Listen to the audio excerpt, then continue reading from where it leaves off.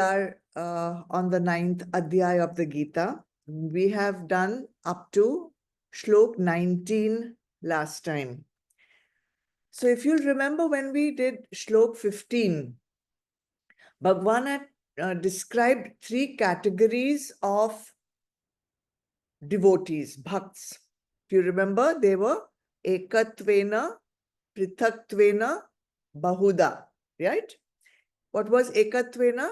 Ekatvena are those worshippers, devotees, who are now free of desire and they worship God with the notion of oneness. There is only oneness. All right. Then comes Prithaktvena.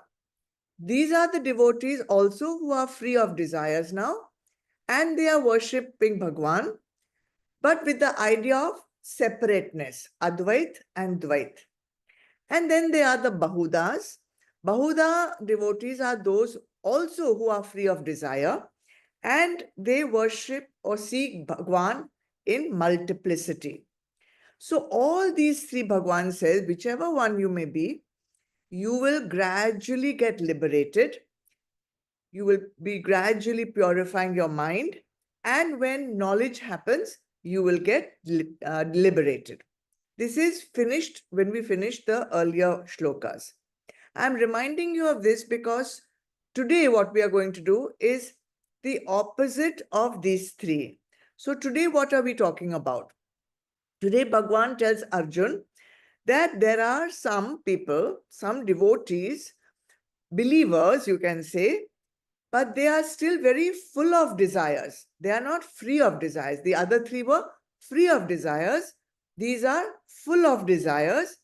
And what they want, most important for them in life, is to fulfill these desires. So what they do is kamya karma. Kamya karma means those karmas, rituals, rites prescribed by the Vedas, but only in order to fulfill their desires. So that is the contrast between the earlier three and today's shlokas. We are talking about these kind of devotees. So these devotees are not yet finished purifying their mind. They are still in the process. Their desires are a burden for them because, they are continuously in the pursuit of fulfilling them. They have obviously not yet attained knowledge. And therefore, their life is a series of ups and downs. They have the worldly sorrows. When the desires are fulfilled, they are sukhi. When the desires are not fulfilled, they are dukhi. And because of that, they are still stuck in the cycle of repeated births and repeated deaths. So let's start with shlok number 20 today, okay? Let's chant it. Traivedyamam soma paputa papa yagyerištva svargatim prarthayante te punyamasadya surendra lokam ashnanti devyan divi deva bhogan. Those who perform action with some interested motive as laid down in these three Vedas and drink the sap of the Soma plant and have thus been purged of sin, worshipping me through sacrifices, they seek access to heaven. Attaining Indra's paradise as the result of their virtuous deeds, they enjoy the celestial pleasures of gods in heaven. So, what do these devotees, what exactly is their manner of worship? They are the ones who are familiar with the three Vedas. They know all about the prescribed rituals in the Vedas, and they perform these rituals according to the prescription of the Vedas. They are believers. They believe in the Vedas, and therefore they use their knowledge of the Vedas to perform yagyer. They perform yagnas, and these yagnas, what they will perform, will be according to their desires. Now, the Vedas have prescribed countless rites, countless yajnas, countless havans, in order to fulfill every single wish that any human being can ever have. There are wishes for everything. There are wishes for even not having wishes. What was the idea of the Vedas giving so many prescribed rituals? It's not to make man greedy that now, I want this, so let me perform this yaga. I want this, so let me perform that yaga. That was not the intention of the Vedas. The intention of the Vedas was that suppose someone wants to attain liberation, they are aspiring for moksha, but some vasana, some desire, which is very strong, is holding them back. So these rites, these yagnas were meant to, chalo, once and for all, fulfill this desire and then get on with your spiritual journey. Not become greedy and go on wanting desire after desire to be fulfilled. But we are in Kali Yuga, you know that. And man is literally burdened with his desires. The minute one desire gets fulfilled, the other one rears its ugly head. If you remember the story of Rakta Bij, one gets killed, immediately the next desire is ready and wanting to be fulfilled. So, what exactly do these devotees, these bhakts who have never-ending desires, how do they worship? Bhagwan says, Ishtuva Mam. First and foremost, they worship me. They are worshipping Bhagwan only. They are not atheists. They are not non-believers. They are worshipping Bhagwan. So how do they worship Bhagwan? They worship the Bhagwan that they know can fulfill their desires.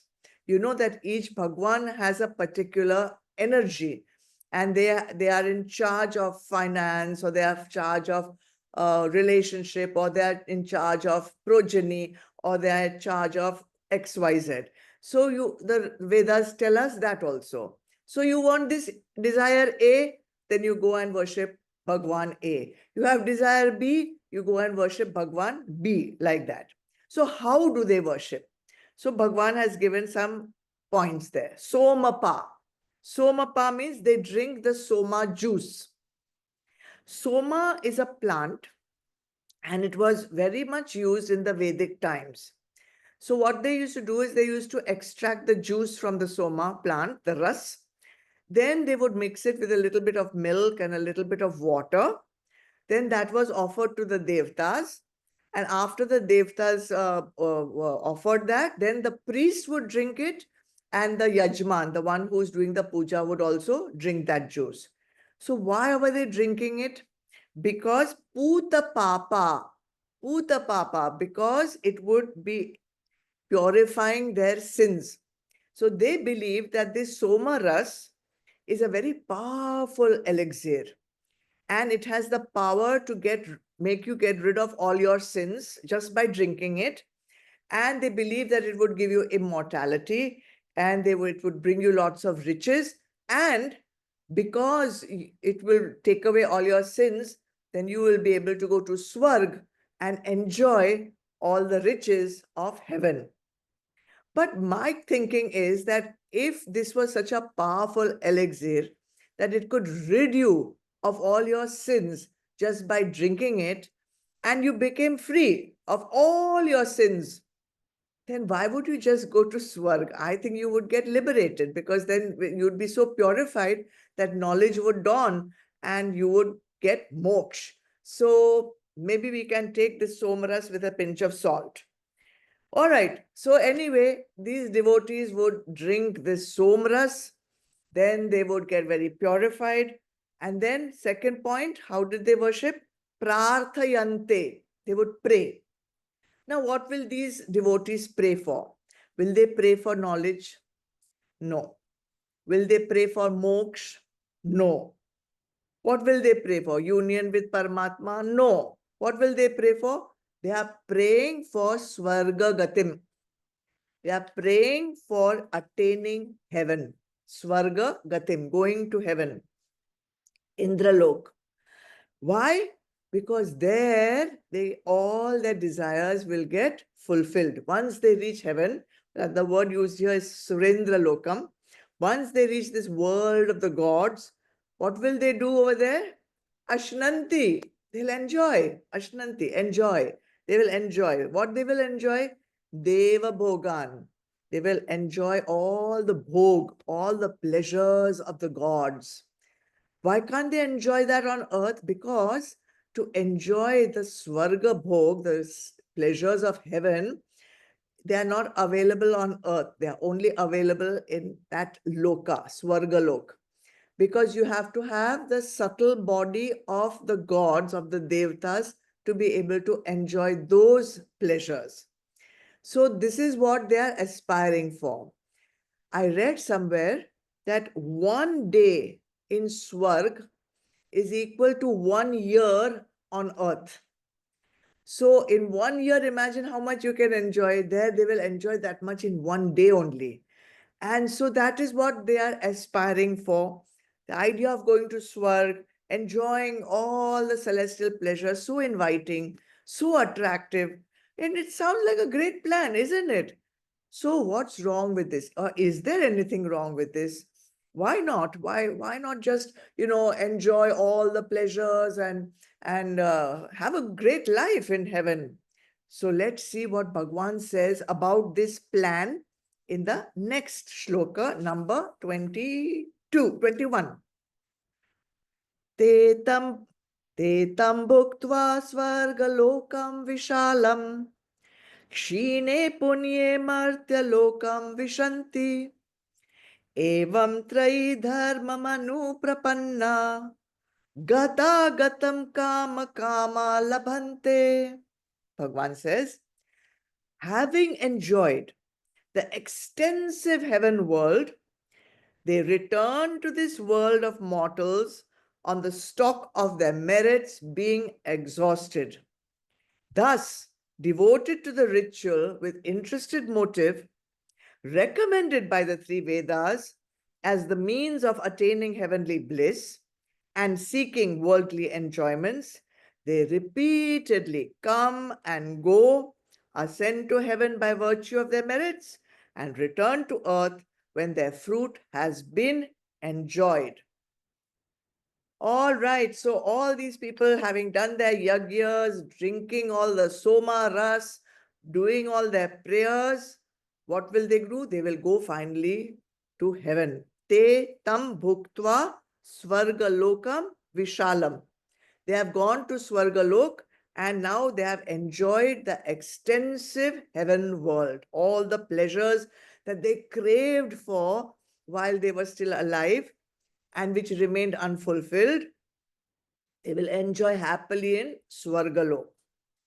Now, how long will that last? Is it infinite? Is it forever? No. Only till your brownie points of punya are over. So how does that work? And why? What is this brownie points of punya? Let us say you take part in some lucky draw, some competition, and you win a prize which says that you can get a free holiday in such and such a 5-star location, and up to 5 lakhs ka holiday we will pay for. We'll pay for your food, we'll pay for your room, we'll pay for your laundry also, we'll pay for your entertainment also, your drinks, and you want to go sightseeing, we'll pay for that also. All that was included in your 5 lakhs prize money. But as soon as that 5 lakhs gets over, you will have to leave the hotel. We will not be able to keep you there. And if you don't leave, we will kick you out. So in the same way, we do so many punya karmas. We do yagna, we do dan, we do tapasya, we do satsang, we do this, we do that. So many different things we do. For each of these things, we have earned a certain punya, the brownie points. Now we have to redeem those brownie points. For that, we have to go to heaven. So in heaven, we will enjoy everything, whatever we want, all your wishes, all your desires, without question, will be given to you. Even you'll not have to ask, it will be given to you. And then after all those brownie points have exhausted, all your punya, all your dan, all your charity work, whatever you do, it's finished. You will have to leave Swarg. And if you don't leave by yourself, you will be kicked out of there. Kicked out means what? Where will you go? Martya lokam vishanti. You will come back to Martya loka. Martya loka means world of mortals, this place, earth, where you are right now, where we are right now. In sansar, back to sansar. As children, we have played snakes and ladders game, right? So you slowly go on moving 1 point, 2 points, 3, 4, 5. Then finally, one fine throw of the dice and you come to the ladder. You go up the ladder, enjoy, then play again over there a little bit, but then you come to the snake. Come back down, start all over again. Exactly the same way. You come back to earth. Now, what karma will you get for this birth? After Swarga, you're coming back to earth. So now new karma is selected from your Sanchit karma, from your bank balance of karmas, no? Sanchit karma. From there, new karmas are selected with that prarabdh. You come back to earth. Now, just because you went to Swarga, your karmas did not get exhausted. Your desires also did not get exhausted. In fact, they got strengthened in Swarga. So now your backlog of karma, your backlog of vasana, all still fully present with that burden. Once again, you come back to Martya Lokam, world of sansar, world of mortals. And with all that backing of vasana still with you, desires still strong, wishing to fulfill those desires, again you'll do yagnas, the same thing. Again you'll do yagnas to fulfill those desires. Again you'll do charity. Again you'll do punya. Again you'll earn punya points, brownie points. Again you'll go to Swarga. Again you'll enjoy your celestial pleasures. Again you'll come back to Martya Lokam. Ha! What is the use? You've gone to Swarga, you have not attained anything, you have had a small vacation. That's all. You've had a small vacation, now you come back. Now, still those vasanas are strong. So normally we have got 4 Purushats: Dharma, Artha, Kama, Moksha. So these people, they are doing their Dharma because they are following the prescribed rites of the Vedas. They're doing the yagnas, they're doing all that, nitya karma and all that. They are pursuing artha because they are earning money. They are pursuing kama because they are working towards their desires. But moksha, missing. Moksha purusharth is missing. So only they are doing 3 dharmas. Trayi dharmam. See, that word is there? Trayi dharmam. They are only fulfilling 3 of their dharmas. They are not fulfilling their 4th dharma or 4th purusharth, which is getting rid of their desires and moving towards moksha. So they will keep doing this up and down business. So when we did the earlier shloka, I said it sounded like a great plan that you do all this and go to Swarga and enjoy all the pleasures of Swarga. But is this a good plan? Is this a goal worth striving for? Maybe for some people it is attractive.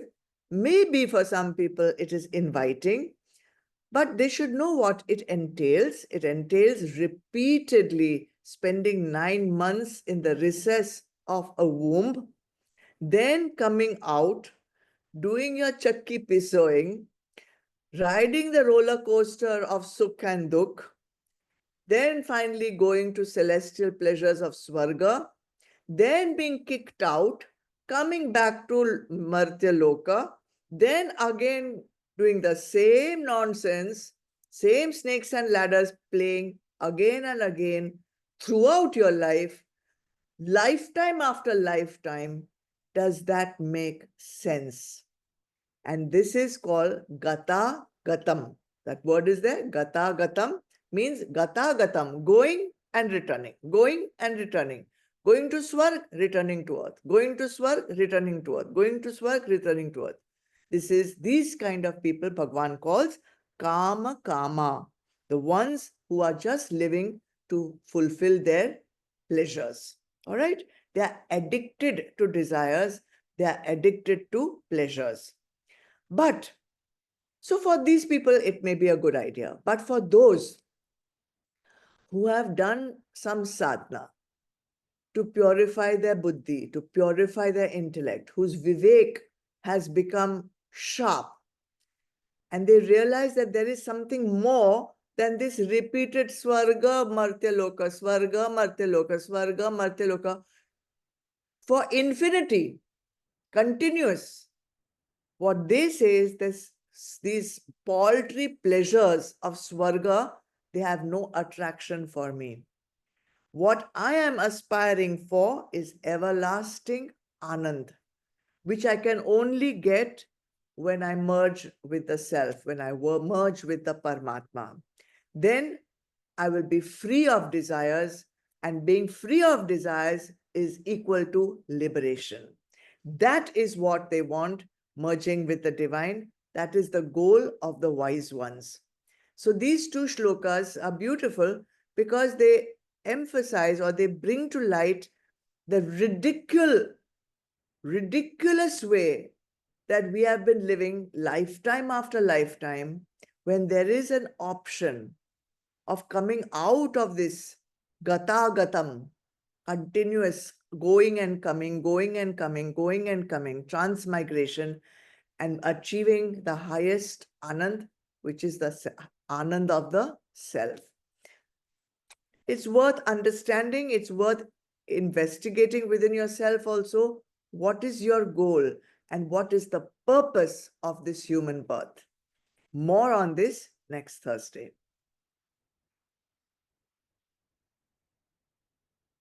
Oh.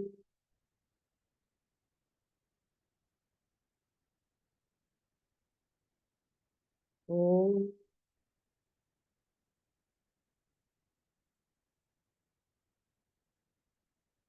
Oh.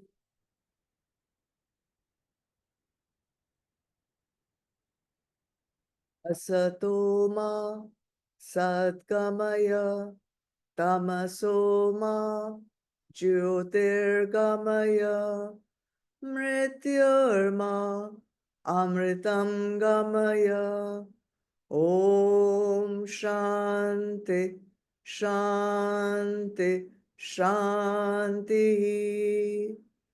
Om Purnamada Purnamidam Purnat Purnamudachyate Purnasya Purnamadaya Purnameva Vashishyate. Om Shanti Shanti Shanti. Hari Om. Shri Gurubhyo Namaha. Hari Om. Chidarpanam. Jai Gurudev. Thank you everyone for joining. Thank you Varda for your chanting. Thank you Zoom team. Thank you everyone. God bless you all. Have a great day. See you tomorrow for Bhakti. God bless. Thank Thank you, you. Varda. Thanks, Varda. God bless. God bless everyone. Pranam, thank you, Thai. Good night. Good night. God bless.